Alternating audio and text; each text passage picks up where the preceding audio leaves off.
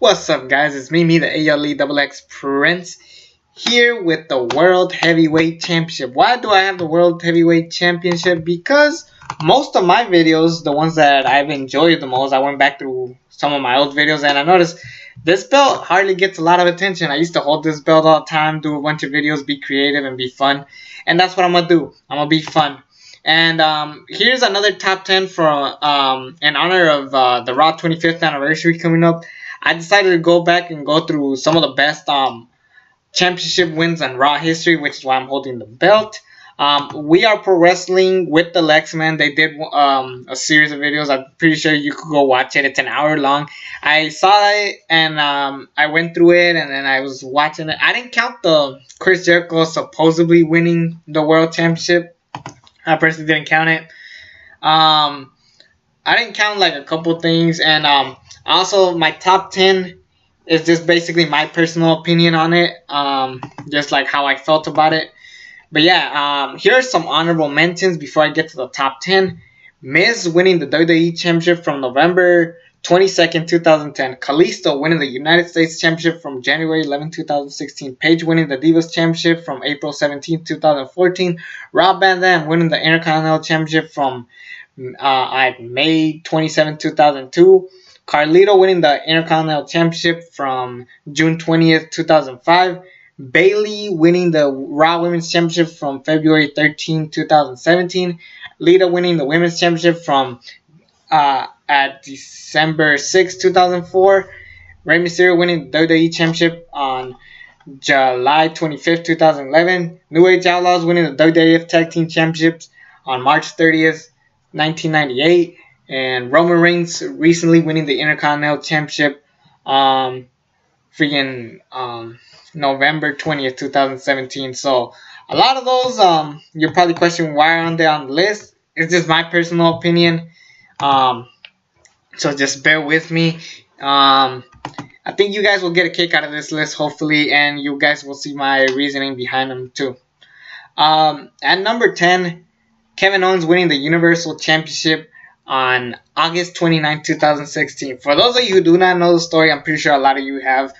Finn Balor had to vacate the belt at SummerSlam after getting injured in his match with Seth Rollins. So that led to the following night to have qualifying matches to a Fatal 4-Way where the winners will fight for the Universal Championship. Kevin Owens beat Neville, Seth Rollins beat Sami Zayn, Big Cass defeated Rusev, and Roman Reigns beat Chris Jericho. And then the next night, of course, they have the Fatal 4-Way. It was an elimination match. So basically, you got all four guys just going at it, just having a match. Big Cass being the first guy eliminated. Then Triple H out of nowhere just shows up. Pedigrees Roman Reigns, and Seth Rollins pins Roman Reigns. At the time, Seth Rollins was basically Triple H's boy, so Triple H would help him, even though we haven't seen him in a while. Triple H was about to help Seth Rollins, then he hits him with a pedigree. He looks at Kevin Owens like, pin him. Kevin Owens pins Seth Rollins, becoming the Universal Championship. Even though he cheated, it was a great moment. Kevin Owens finally needs the Universal Championship. He finally wins it. He's at the top once again. It was a great moment for Kevin Owens. And yeah, even watching this documentary in the 365, which I can't wait to see the next one of those on WWE 365. I can't wait to see those, but Kevin Owens you could tell he was super happy when he won it, and him shaking hands with everybody backstage. It was just a great moment for Kevin Owens and one of my favorite wins in Raw history. Number 9, Chris Jericho and Chris Benoit winning the WWF Tag Team Championships from the two-man power trip, Stone Cold Steve Austin and Triple H on May 21st, 2001. This one sticks out to me a lot because I believe Chris Jericho and Chris Benoit weren't getting along. They just had a pretty great feud in 2000. So now in 2001 they're teaming up and they're taking on Triple H and Stone Cold Steve Austin, the two biggest names of the Attitude Era. Now, sadly, this led to the big injury where Triple H tears his quad. But the fact that Benoit and Jericho beat these two guys, it was first of all, it was a great match, but and yeah, they won the tag belts, which is not as impressive as winning a world championship. But it was great to see two men from WCW beating two guys from WWF, because usually Vince's ego. I mean, you saw the invasion angle.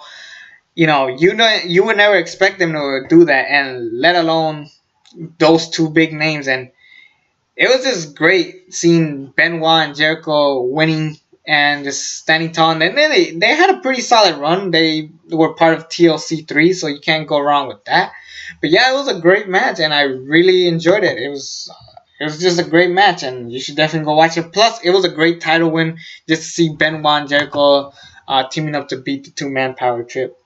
At number 8, CM Punk winning the World Heavyweight Championship from Edge on June 30th, 2008. At the time, Edge was feuding with Batista. They're arguing, and then Batista just beats the crap out of Edge. So I was like, alright, decent little segment. And then CM Punk's This Fire Burns hits. We're like, what? And CM Punk runs with a referee. CM Punk cashes in his Money in the Bank briefcase, and he wins this belt right here. I enjoyed that moment because it was the first. I mean, I don't count the ECW championship a world championship. I mean, I get it that people count it, but the fact that like he won one of one of the main ones, it was just great seeing that. And CM Punk worked his ass off. You could say that the title reign sucked, which it did, but that you can never take that moment away from CM Punk. It was just a great moment for CM Punk. At number 7, Stone Cold Steve Austin and Dude Love winning the WWF Tag Team Championships on July 14, 1997. Mick Foley wanted a tag team partner. He wanted a team with Stone Cold Steve Austin, and then that's when they brings in Dude Love. Stone Cold was like, who the hell is this Dude Love guy? And they're arguing, and it was just one of those, like, it's kind of like Team Hell No, and those tag teams that hate each other, but they're so entertaining to watch. Sheamus and Cesaro, for example. Obviously it didn't last that long because these guys ended up doing bigger and better things around this time. But yeah, Stone Cold and Dude Love, it was like a great fun time watching these two they're just having a good time, just cutting promos on each other and just teaming up. And then Davey Boy Smith and Owen Hart, those are the guys they beat. It was a good match too. I believe I forgot who got injured, but yeah, this is the reason why they had this match, because of an injury. I forgot who. My apologies. But yeah, Steve Austin, Dude Love winning the tag belts. Hell yeah. Another championship win from Stone Cold Steve Austin. Number 6, Stone Cold Steve Austin winning the WWF Championship from The Undertaker on June 28th, 1999. It was just kind of crazy. So, at the time, the Ministry of Darkness was like one of the tougher things to beat around this time. But then Steve Austin found a way to beat The Undertaker. It could be by shenanigans, but he did it, and Stone Cold Steve Austin wins the WWF Championship. Just a good moment, and you can say what you will about Undertaker not having a good title run, but I mean, it was just a great moment. I mean, you can't take that away from Austin. It was just a great moment to watch. Continuing the feud of Ministry of Darkness versus the WWF at the time. At number 5, this might be a controversial one, but number 5 for me is Roman Reigns winning the WWE Championship on December 14th, 2015. The reason why this moment is so spectacular, and it's kind of crazy that it took place in Philadelphia the same night he won the Royal Rumble earlier that year, where he got booed out the building. This time he's getting cheered, taking on Sheamus, because it was just, this is the moment Roman Reigns became a star, because at TLC he beat the shit out of Triple H. He was out until the Royal Rumble. Sheamus comes out, and he's the champion, and Vince McMahon doesn't want Roman Reigns champion. You could say that the Stone Cold McMahon chemistry didn't work as well, which is true. But Roman Reigns winning the belt was great, and then You have the Usos and Ambrose there cheering them on, and it was a great moment and a great match, and I can't take that away from it. And say what you will about Roman can't wrestle and shit. I mean, you watch this match and you'll see he's got it. He took on Sheamus of all people. At number 4, Sasha Banks winning the Women's Championship from Charlotte on July 25th, 2016. This is the first one where she won it. This is the first time Sasha Banks wins the belt. It was one of my favorite moments just because Sasha Banks is one of my favorites right now. And Charlotte just been a tough heel, a tough champion.